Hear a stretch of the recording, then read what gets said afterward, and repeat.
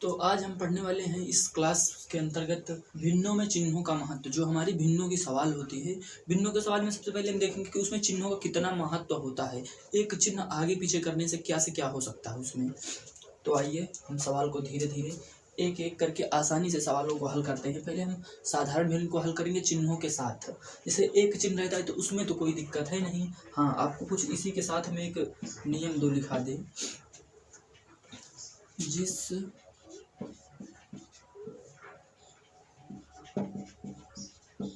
संख्या के सामने कोई चिन्ह नहीं होता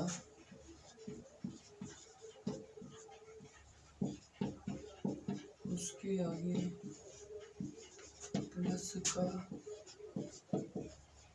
चिन्ह लगा होता है।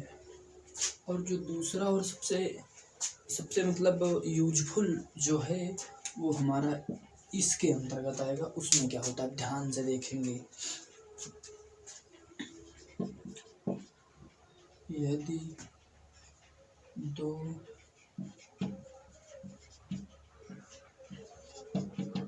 संख्याओं के बीच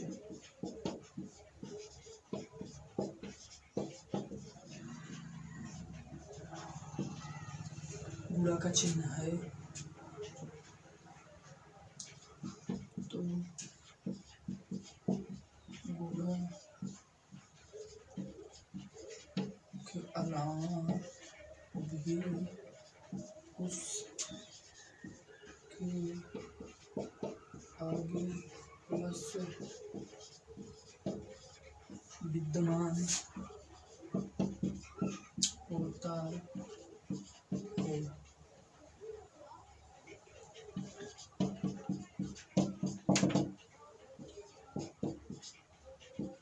अब इसको हल करने के लिए ध्यान से केवल इसी के अंतर्गत हम इसे बताएंगे। तो सबसे पहले यहाँ पे माइनस है तो इसके आगे कोई चिन्ह नहीं है बाबू, तो यहाँ पे क्या माना जाएगा प्लस। और हमने चिन्हों के ज्ञान पार्ट नंबर 2 में हमने इस चीज को एक्सप्लेन किया है। माइनस और प्लस का गुणा होता है बाबू माइनस, और 8 और 7 का गुणा होता है 56। उत्तर हमारा प्यारा सा आ गया माइनस का 56।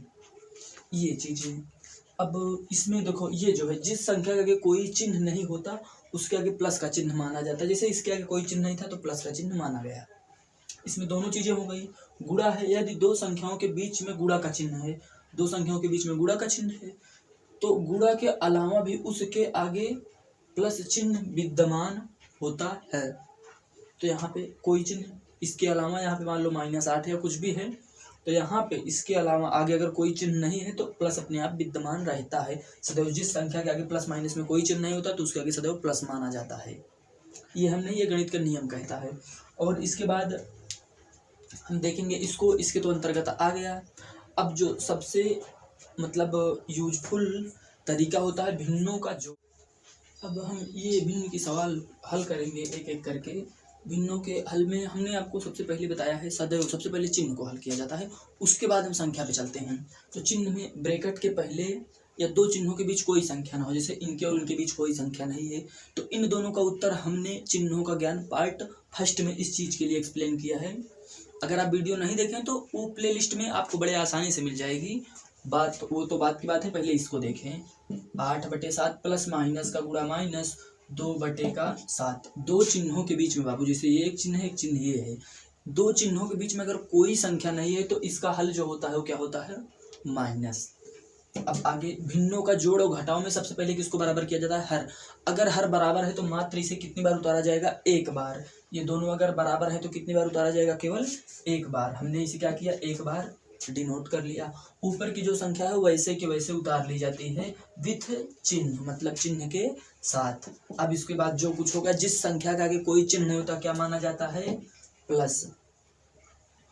तो बाबू प्लस माइनस होता है तो हमने क्या बताया है दो अलग अलग चिन्ह हैं, या प्लस माइनस है या माइनस प्लस है तो संख्या सदैव घटाई जाएगी इसके बारे में भी उसी एक वीडियो, मात्र 4 मिनट का वीडियो है। हम आपसे इस चीज़ के लिए रिक्वेस्ट करेंगे कि आप एक बार जाके उसे ज़रूर से विजिट कर लें, जिससे आपको सवाल समझने में काफ़ी आसानी होगी।